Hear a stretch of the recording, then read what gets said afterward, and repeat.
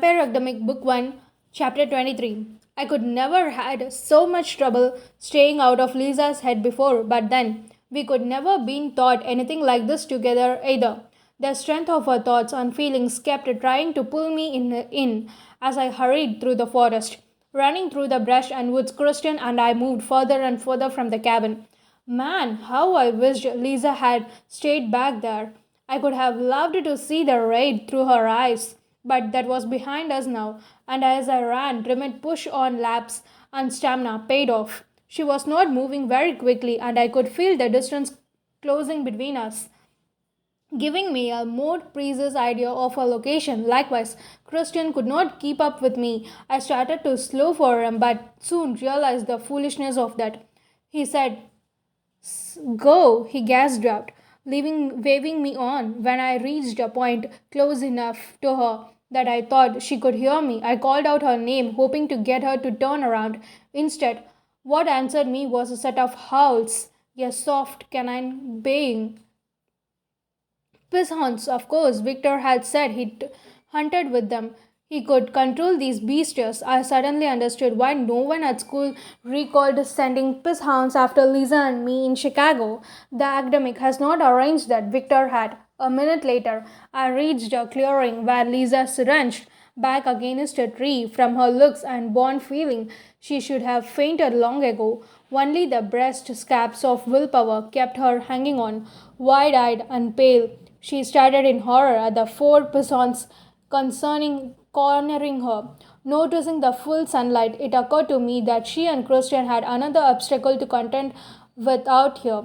Hey, I yelled at the horns, trying to draw them towards me. Victor must have sent them to trap her, but I hoped they could sense and respond to another threat, especially a vampire. Pigeons does not like us any better than other animals did.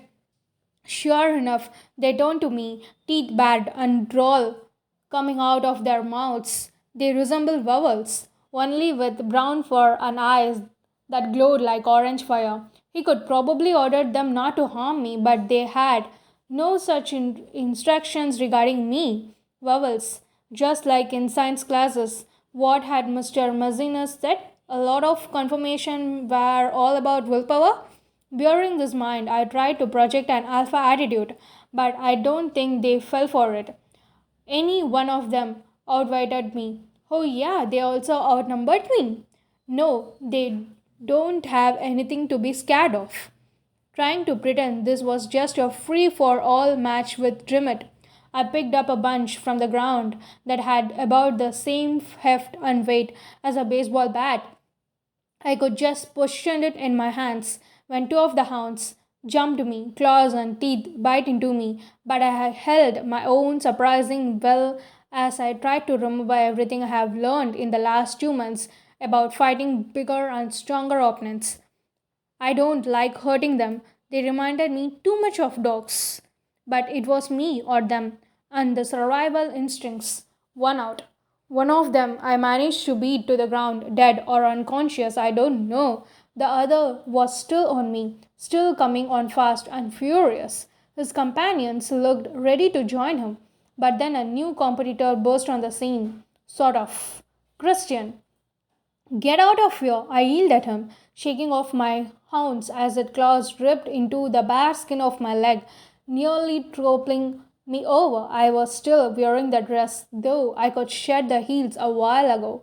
But Christian, like any lovesick guy, don't listen. He picked up on a bench as well and swung it at one of the hounds. Flames burst from the wood.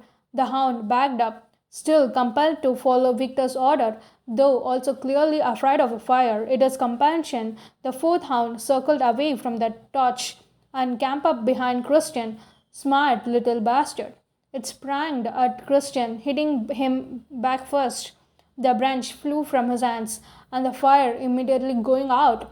Both horns that leaped into his fallen form. I finished my hound again, feeling sick over what I had to do to subdue it, and moved towards the other two, wondering if I had strength to take one these last ones. But I don't have to. Rescue appeared in form of Alberta, emerging through some trees. With a gun in hand, she shot the hounds without hesitation, boring as hell, prepares and completely useless against Rigoy, but against the others things. Guns were tired and true. The hounds stopped moving and slumped next to Christian's body. On Christian's body, all three of us made our way over to it, Lisa and I practically crawling. When I saw it, I had to look away. My stomach lunged, and it took a lot of effort not to throw up. He is not dead yet, but I don't think he had much longer. Lisa's eyes, wide and distraught, dark, drank him in. Tentatively, she reached out towards him and then dropped her hand. I cannot, she managed in a small voice. I don't have strength left. Alberta, leathery face, both hard and compassion, gently tugged her arm. Come on, princess, we need to get you out of here. We will send help. Turning back to Christian, I forced myself to look at him and let myself feel how much Lisa cared about him. Liz, I said hesitantly. She looked over at me like she had forgotten I was there. Wordlessly, I brushed my hair away from my neck and titled it towards her. She started for a moment, blank faced, then understanding shone in her eyes. Those fangs that looked behind her pretty smile bit into my neck, and a small moan escaped my lips. I had not realized how much I have missed it, that sweet, wonderful pain, flowed by glorious wonder. Bliss settled over me, dizzying, joyful, like being in a dream. I don't entirely remember how much Lisa drank from me, probably not that long. She could never even consider drinking the quantities that could kill a person and make her a strigoi. She finished, and Alberta caught me as I started to sway. Dizzily, I watched as Lisa leaned over Christian and rested her hands on him. In the distance, I heard the other guardians crashing through the forest. No, glowing on fireworks surrounded the healings. It all took place invisibly, occurring between Lisa and Christian, even though the bites and endorphins had numbed my connection to her. I remembered Victor's healing and the wonderful colors and music she must be bringing forth. A miracle unfolded before my eyes, and Alberta gasped. Christian wounds closed, the blood dried up, color as much as the Mora ever had, at least, returned to his cheeks. His eyes fluttered, and his eyes regained their life again. Focusing on Lisa, he smiled. It was like watching a Disney movie. I must have kneeled over after that because I don't remember anything else. Eventually, I woken up in the academics clinic where they forced fluids and sugar into me for 2 days. Lisa stayed by my side almost the entire time, and slowly the events of the kidnapping unfolded. We had to tell Kirova and a few others before about Lisa's power, how she could heal Victor's and Christian and well me. The news was shocking, but administration agreed to keep it a secret from the rest of the school. No one even considered taking Lisa away like they had Miss Crab. Mostly all of the other students know it was that Victor Rashbach had kidnapped Lisa Dragmoroy. They don't know why. Some of his guardians had died when Trimmel's band attacked. A damn shame when guardians' numbers were so low already. Victor was now being held under 24 by 7 guard at the school, waiting for a royal regiment of guardians to carry him away. The Morai rules might be a most symbolic government within another country's large government, but they had systems of justice, and I could hear most Morai's prisons, not any places I could want to be. As for Natalie, that was a trickier. She was still a minor, but she could considered with her father. She bought in the dead animals and kept an eye on Lisa's behavior even after we left. Being an earth user like Victor, she could also be the one to rot the branch that broke my ankle. After she could see me hold Lisa's bag from the door, she and the Victor realized that they needed to injure me to get to her. It was their only chance to get her to heal again. Natalie had simply waited for a good opportunity. She was not locked up or anything yet, and the academic don't know what to do with her until a royal command came. I could not help but feel sorry for her. She was so awkward and self conscious. Anyone could have manipulated her, let alone her father, whom she loved and from whom she so desperately wanted attention. She could have done anything. Rumors said she could stood screaming outside the detention center, begging them to let her see him. They could refused and hauled her away. Meanwhile, Lisa and I slipped back into our friendship like nothing had happened. In the rest of the world, a lot had happened. After all the excitement and drama, she seems to gain a new sense of what mattered to her. She broke up with Oran. I'm sure she did it with her nicely, but it still had to be hard on him. She dropped him twice now. The fact that his last girlfriend had cheated on him probably was not helping his confidence any. And without any more hesitation, Lisa started dating Christian, not caring about the consequence to her reputation. Seeing them out in the public holding hands made me do a double take. He don't seems able to believe it himself. The rest of our classmates were almost too stunned to even compare it yet. They could barely process acknowledging his existence, let alone him being with someone like her. My own romantic state was less rosy than hers, if you could ever call it a romantic state. Drummond had not visited me during my recovery, and our practices were indefinitely suspended. It was not until the fourth day after Lisa's kidnapping that I ran into him in the gym. We were alone. I had come back for my gym bag and froze when I saw him. Unable to speak, he started to walk past and then stopped. Rose, he began after several uncomfortable moments, you need to report what happened with us. I could been waiting a long time to talk to him, but this was not the conversation I could imagine. I cannot do that. They will fire you, or worse. They should fire me. What I did was wrong. You could not help it. It was the spell. It does not matter. It was wrong and stupid. Wrong? Stupid? I bit my lip and tears threatened to fill my eyes. I quickly tried to regain my composure. Look, it is not a big deal. It is a big deal. I took advantage of you. No, I said evenly, you don't. There must be something telling in my voice because he met my eyes with a deep and serious intensity.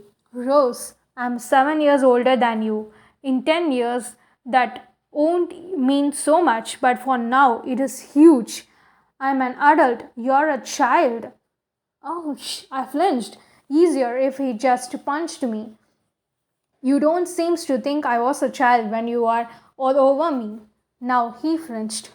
Just because you are body, well, that does not matter. You are an adult. We are in two very different places. I have been out in the world. I have been on my own. I have killed Rose. People, not animal. And you're just starting out. Your life is about homework and clothes and dances. That's all you think I care about? No, of course not. Not entirely. But it is all part of your world. You're still growing up and figuring out who you are and what is important. You need to keep doing that. You need to be with the boys your own age. I don't want boys my own age. But I don't say that. I don't say anything. Even if you choose not to tell, you need to understand it was a mistake and it is not ever going to happen again, he added. Because you're too old for me? Because it is not responsible? His face was perfectly blank. No, because I'm just not interested in you in that way. I started the message. The rejection came through loud and clear. Everything from that night, everything I believed so beautiful and full of meaning, turned to dust before my eyes. It only happened because of spell. Do you understand? Humiliated and angry, I refused to make a fool of myself by arguing or begging. I just searched. Yeah, understood. I spent the rest of the day sucking, ignoring both Lisa and Manson's attempts to draw me out of my room. It was ironic that I should want to stay inside. Kirova had been impressed enough by my performance with the rescue to end my house arrest. Before school the next day, I made my way to where Victor was being held. The academic had honest to Godness cell, complete with bars. The two guardians stood watch in the hallway nearby. It took a little bit of fangirling off my part to get them to let me inside to talk to him. Even Natalie was not allowed in, but one of the guardians had ridden with me in the SUV and watched me undergo Lisa's torture. I told him I needed to ask Victor about what he could have done to Lisa. It was a lie, but the guardian bought it and felt sorry for me. They allowed me 5 minutes to speak, backing up a discreet distance down the hall where they could see but not hear. Standing outside Victor's cell, I could not believe I could once felt sorry for him. Seeing this new and healthy body encouraged me. He sat cross-legged on a narrow bed reading. When he heard me approach, he looked up. Why, Rose? What a nice surprise! Your ingenuity never fails to impress me.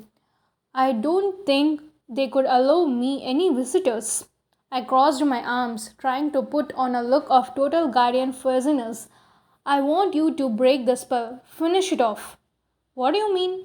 The spell you did on me and Dreamt. The spell is done. It burned itself out. I shook my head. No, I keep thinking about him. I keep wanting to. He smiled, knowing when I don't finish, my dear, that was already there long before I set that up. It was not like that, not this bad. Maybe, not consciously, but everything else, the attraction, the physical, and the mental, was already in you and in him. It could not have worked otherwise. The spell don't really add anything new, it just removed inhabitations and strengthened the feelings you already had for each other. You're lying. He said he don't feel that way about me. He is lying. I tell you, the spell could not have worked otherwise, and honestly, he should have known better. He had no right to let himself feel that way. You can be forgiven for a schoolgirl's crush, but him? He should have demonstrated more control in hiding his feelings. Natalie saw it and told me after just a few observations of my own. It was obvious to me too. It gave me the perfect chance to distract you both. I keyed the necklace charm for you, for each of you, and you two did the rest. You are a sick bastard doing that to me and him and to Lisa? I have no regrets about what I did with her, he declared, leaning against the wall. I could do it again if I could. Believe what you want. I love my people. What I wanted to do was is their best interest. Now, hard to say. They have no leader, no real leader. There is no one worthy, really.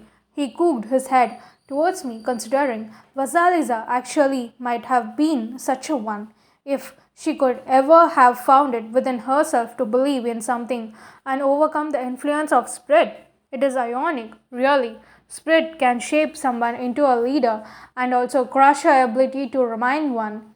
The fear, depression, and uncertainty take over and keep her true strength buried deep within her. Still, she had the blood of the Dragmorai, which no small thing, and of course, she has you, the shadow kissed guardian. Who knows? She may surprise us yet. Shadow kissed? There it was again, the same thing Miss Crab had called me. You have been kissed by shadows. You have crossed there into death, into the other side, and returned. Do you think something like that does not leave a mark on the soul? You have a great sense of life and the world, far greater than even I have, even if you don't realize it. You should have stayed dead. Vasaliza brushed death to bring you back and bound you to her forever. You are actually in its embarrassments, and some part of you will always remember that. Always fight to cling to life and experience all it has. That is why you are so riskless in the thing you do. You don't hold back your feelings, your passion, your anger. It makes you remarkable. It makes you dangerous. I don't know what to say to that. I was speechless, which he seems to like. It is what created your bond too. Her feeling always pressed out of her onto others. Most people cannot pick up on them unless she actually directing her thoughts towards them in compulsion. You, however, have a mind sensitive to expressed focus. Hers in particular. Signed. almost happily, and I remembered reading the Valdemics have set the Anna from death. That must have made their bond too. Yes, this ridiculous academic has no idea what they have in either you or her. It is not the fact that I needed to kill you. I could have made you part of my royal guard when you were older. You ever could have had a royal guard? Don't you think people could have been weird about by why you suddenly requiring like that? Even if no one found out about Lisa, Tatanwa never could have made you king. You may be right, but it does not matter. There are others way of taking power. Sometimes it is necessary to go outside the established channels. Do you think Keith is the only Morai who follows me? The greatest and the most powerful revelation have often start very quietly, hidden in the shadows. He eyed me. Remember that. Odd sound came from the center's entrance, and I glanced towards where I could came in. The guardians who had let me in were gone. From round the corner, I heard a few grunts and thumps. I frowned and craned my head to get a better look. Victor stood up. Finally, fear spicked down my spine, at least until I saw Natalia around the corner. Mixed sympathy and anger flitted through me. But I forced a kind smile. She probably could not see her father again once they took him. Villain or no, they should be allowed to say goodbye. Hey, I said, watching her straight towards me. There was an unusual purpose in her movements. The some part of me whispered was not right. I don't think they could let you in. Of course, they could not. They were not supposed to have let me in either. She walked right up to me, and no exertion launched me against the far wall. My body hit hard, and black stars burst, danced across my vision. What? I put a hand to my forehead and tried to get up. Unconcerned about me now, Natalie unlocked Victor's cell with a set of keys. I could see on one of the guardian's belts. Striking to my feet, I approached her. What are you doing? She glanced up to me, and that is when I realized the faint ring of red around her poor lips. Skin too pale even for a Morai, blood smudged around her mouth, and most telling of all, the look in her eyes, a look so cold and so evil, my heart nearly came to stand still. It was a look that said she no longer walking among the living, a look that said she was now one of the Strigoi.